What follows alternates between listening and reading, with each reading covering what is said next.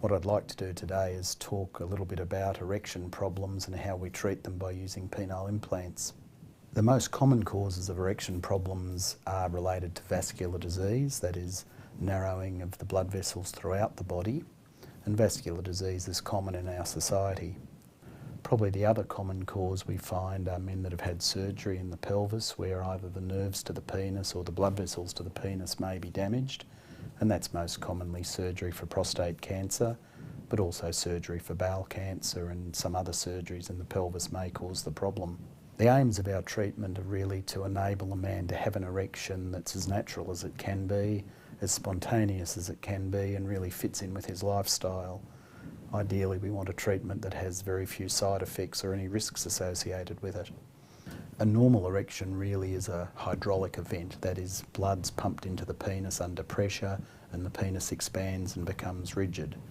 What we're doing with a penile implant is really replacing a blood hydraulic mechanism with another hydraulic mechanism in the form of cylinders and pumps which are implanted in the body.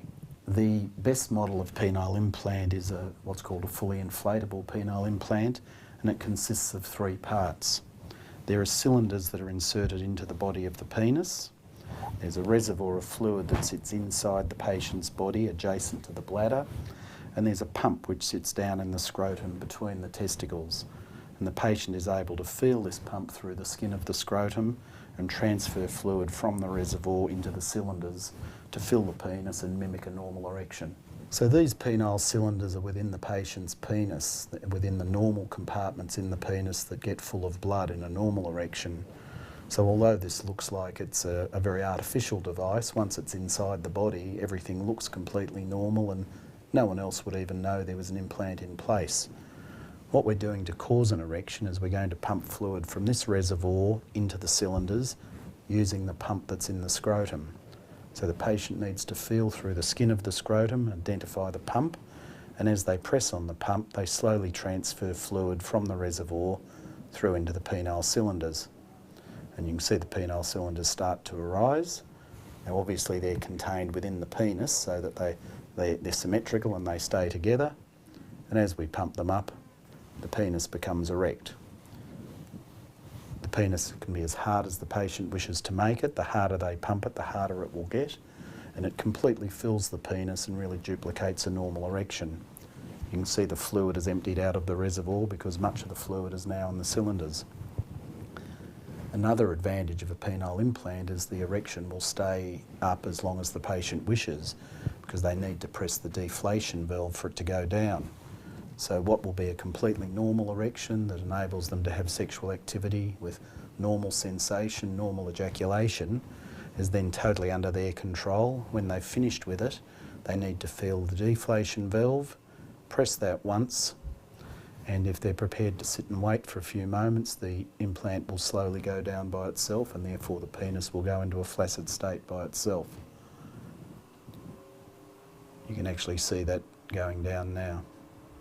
You can speed up that process by gently squeezing the penis to push the fluid out of the penis back into the reservoir and therefore make the penis flaccid again.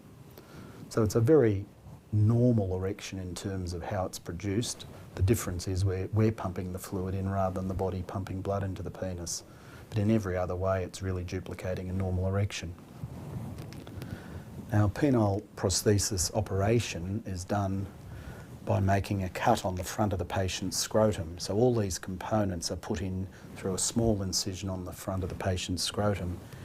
If we imagine that this is the scrotum here with the pump inside it, this is inside the body and this is in the penis, an incision would be made on the front of the scrotum.